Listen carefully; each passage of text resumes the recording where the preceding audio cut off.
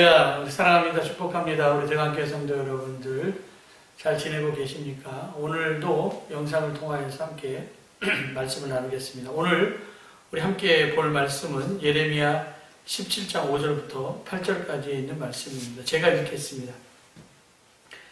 여호와께서 이와 같이 말씀하시니라. 무릇 사람을 믿으며 육신으로 그의 힘을 삼고 마음이 여호와께서 떠난 그 사람은 저주를 받을 것이다.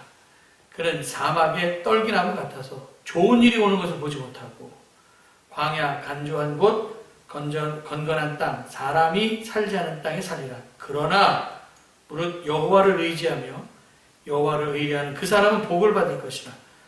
그는 물가에 심어진 나무가 그 뿌리를 강변에 뻗치고 더위가 올지라도 두려워하지 아니하며 그 입이 청청하며 가무는 해에도 걱정이 없고 결실이 그치지 아니함 같으리라. 아멘.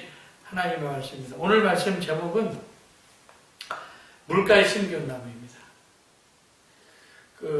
오늘 본문 5절, 6절 그리고 이제 7절, 8절이 비교가 되는데 5절, 6절은 물의 공급을 받지 않은 가지떨기나무와 같은 삶, 그리고 또 7절, 8절은 하나님의 은혜의 공급을 받은 물가에 심겨진 나무와 같은 삶, 비교를 하고 있어요.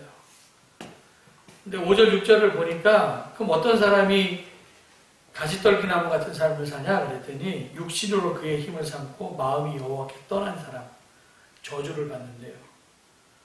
그리고 또 좋은 일을 보지 못할 것이고 사람이 살지 않은 건건한 땅에 살 것이다. 그러니까 사람 믿고 자기 힘 믿고 하나님 떠난 자는 저주받은 삶의 결과로 사막의 떨기나무, 가시떨기나무 같은 삶을 살 것이다 라는 거죠. 그리고 또 7절, 8절에 보니까 그 반대로 하나님 의지하는 사람, 여호와를 의뢰하는 사람들은 복을 받을 것이다. 물가에 심겨진 나무가 강변에 뻗어 있는데 더위가 올지라도 두렵지 않고 가무는 해에도 걱정이 없고 결실이 그치지 아니할 것이다. 하나님 의지하는 사람은 복을 받고 하나님 떠난 사람은 저주를 받을 것이다. 그런 이야기입니다. 어떤 인생 살고 싶습니까? 하나님 떠나서 제멋대로 사는 인생을 살 것인가? 아니면 그래도 하나님 의지하는 인생을 살 것인가?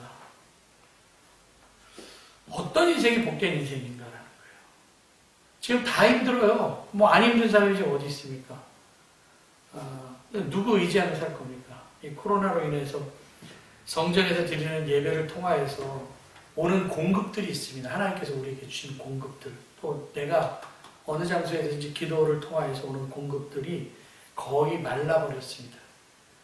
그래서 성전에 오면은 예배를 통하여서 공급을 받고 돌아가는데 지금 이 코로나 시대에 아무런 공급도 없고 지금 뭐 예배를 통하여 말씀을 통하여 기도를 통하여서 아무런 공급도 없이 그냥 내 힘만 의지해서 막 버티며 살면 결국에는 사막의 가시떨기나무 같은 인생을 살아서 하나님 떠난 인생입니다. 그래서 저주를 받고 좋지 않은 것들을 보면서 살게 된다라고 하는 그런 말씀입니다. 여러분들 모든 생물은 다 물이 필요합니다. 사람도 동물도 식물도 물 공급이 없으면 다 죽고 땅도 마찬가지입니다. 땅도 물의 공급이 없으면 사막화가 되죠. 땅이 말라버리면 생물이 살 수가 없고 건건한 땅에서 식물이 자라지도 못합니다. 영적인 것도 마찬가지인 것 같아요. 기도를 통해서 우리가 하나님으로부터 능력을 받고 공급을 받는데 지금 기도하지도 않고 공급받지도 못하니까 영적으로 사막화되어 가고 있습니다. 다 메말라가고 있고 인생이 거칠어지게 되고 있고 그러니까 마른 마음을 가지고 사니까 눈빛만 쳐다봐도 무서운 거예요. 눈빛만 쳐다봐도 그냥 그 사람 옆에만 있어도 죽을 것 같아요. 영적인 생수가 공급되지 않으면 영이 죽는다고 얘기를 하잖아요. 그래서 사막은 자기도 죽지만 그 사막에 들어간 사람도 죽습니다. 그래서 우리 주변에 하나님 의지하지 않고 하나님 떠난 인생들이 있거든요. 저주받은 인생이라고 얘기를 하는데 힘들어서 불평하고 원망하죠. 더 힘들어집니다.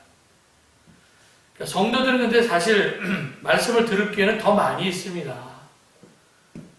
지금 물이 없습니까? 지금?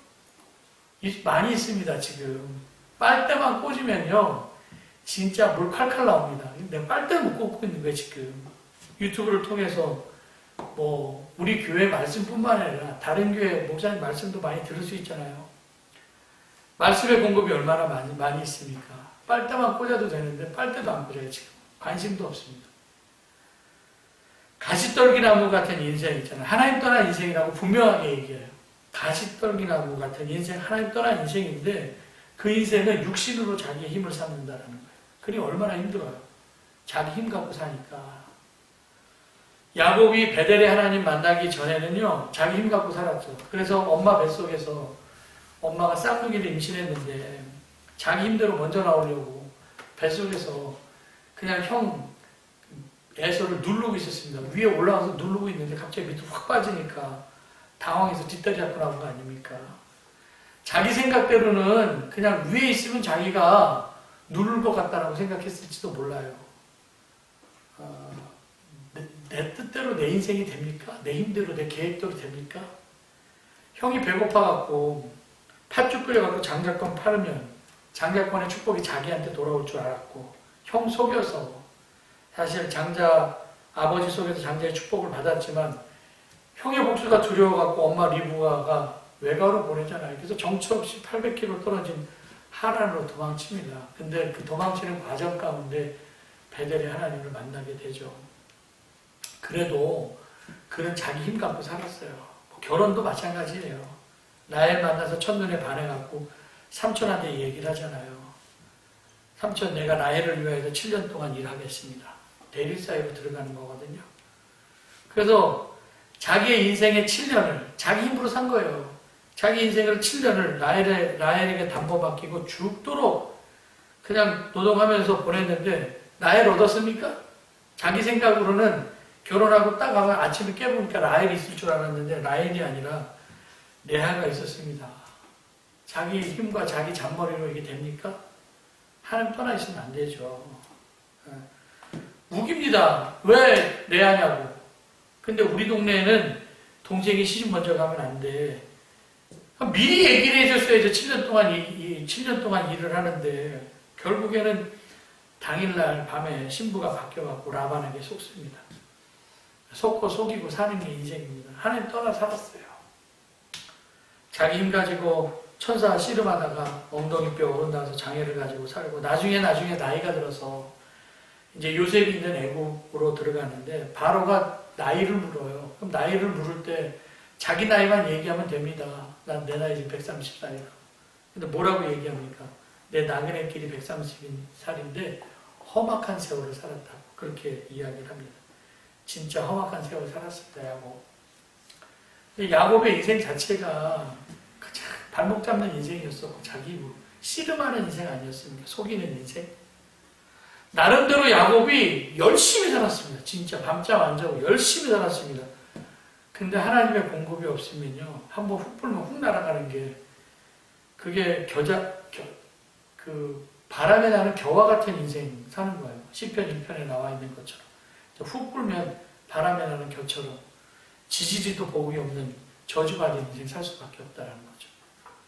그러니까 내 인생의 주인이 내가 아니라 하나님이 되어야 되는데 내 뜻대로 사는 거, 하나님 뜻대로 사는 거. 둘 중 하나거든요.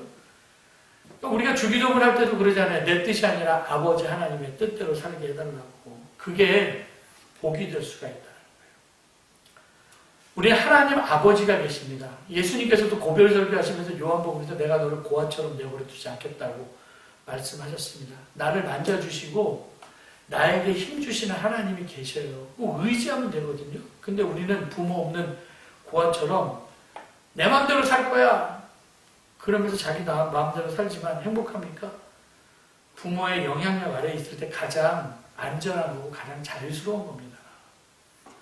그래서 내 인생을 잘 사는 길은 그래도 하나님 아버지를 의지하는 인생이 물가에 심겨진 나무처럼 살아가는 것이다라는 거예요. 그래서 오늘 5절, 6절에 나와 있는 거 있잖아요. 내 뜻대로 살면 저주받은 인생으로 망한다. 사막의 떨기나무 같은 인생 살 수밖에 없다. 좋은 것을 보지 못한다고 그랬어요.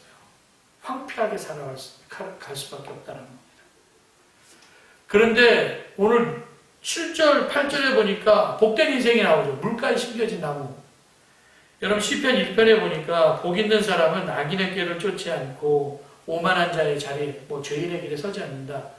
근데 주야로 하나님의 말씀을 묵상하는 사람이 복된 사람인데 이 사람은 시냇가에 심겨진 나무와 같다라고 얘기를 하고 있어요. 그러니까 하나님의 말씀에 공급이 있어야지 시냇가에 심겨진 나무처럼 싱싱하고 청청한 싱싱한 삶을 살 수가 있습니다. 그게 복된 인생이다라는 거예요. 야곱이 라반의 집에서 20년 동안 살다가 이제 라반의 집에서 어쨌든 그것도 뭐 잔머리 굴려갖고 자기 재산 챙겨갖고 아내들하고 자녀들하고 나오는데 야밤도주하지 않습니까? 그때 라반이 쫓아와요. 야곱이 도주를 하자. 그때 창세기 31장 24절에 보면 야곱을 쫓아오는 라반에게 하나님께서 꿈에 나타나셔서 이렇게 얘기를 하십니다. 너는 좋은 말이든 나쁜 말이든지 야곱에게 아무 말도 하지 말아라. 그렇게 하나님께서 라반에게 말씀을 하십니다. 야곱을 쫓아오는 라반에게. 그럼 뭐라는 거예요 지금? 너 야곱 손대지 마. 손대면 죽어. 그래갖고 쫓는 걸 멈추거든요. 내가 내 입으로 사는 것이 아니라 나를 살려주실 분은 하나님이세요. 그냥 내가 애쓰고 노력하지, 뭐 노력도 있어야 되겠지만 그래도 하나님 의지하는 삶을 살면 사막에 떨기나무 같은 인생을 살지 않는다라는 거죠. 여러분들 7절 8절에 있는 게 오아시스 같은 인생 아닙니까? 사막이 아니라 오아시스.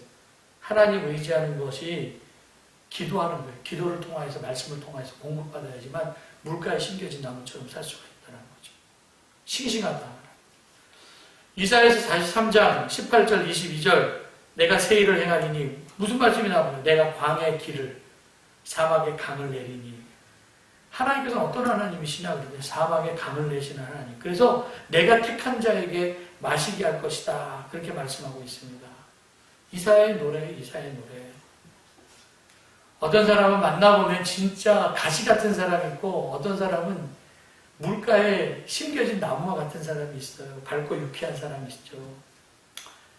사막에 있는 그 마른 바람 부는 거의 마른 바람 부는 그 곳에 심겨진 나무는요. 원래 그렇다고 그러잖아요. 잎이 변하여 가시가 된다고 그러잖아요.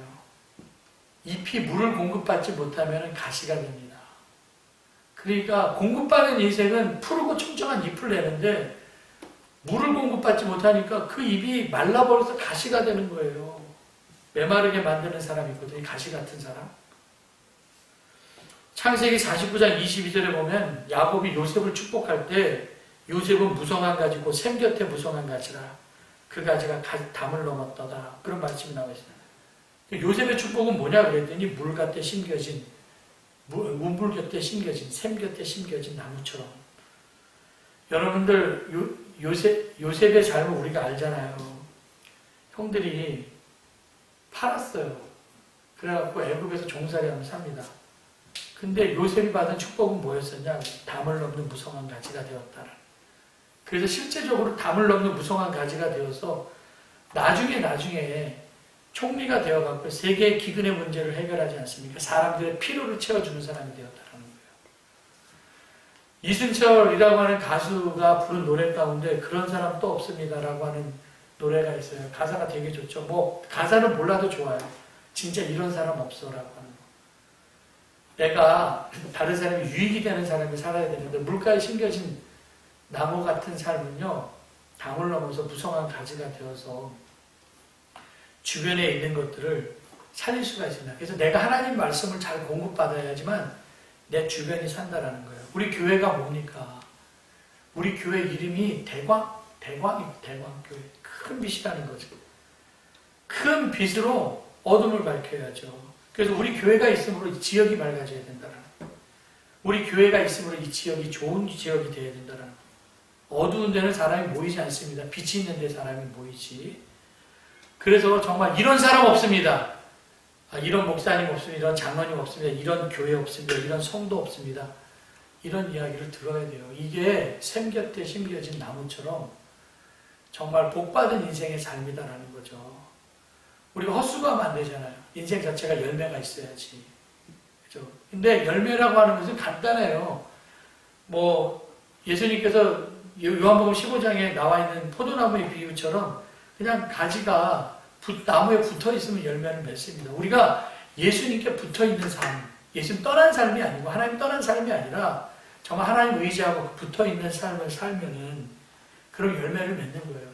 내가 내 힘 갖고 하는 게 아니라 내게 능력 주시는 자 안에서 모든 것을 할 수가 있다는 거죠. 그러면 생겼대 심겨진 나무는 가뭄은 해도 걱정이 없습니다. 더워도 두려워하지 않는다는 거예요. 사막의 아름다운 거는 오아시스가 있기 때문에 아름답다 뭐 이런 얘기도 있잖아요. 그래서 열매가 있는 것을 보면 생명의 능력이 무엇인지 깨닫게 됩니다. 사막에서라도 가무는 때라도 물 공급받으면 꽃이 피고 열매를 맺습니다. 그래서 물가에 심겨진 나무는 더위가 와도 문제가 없고 추위가 와도 문제가 없고 어떤 난관이 와도 문제가 없는 인생을 살 수가 있습니다.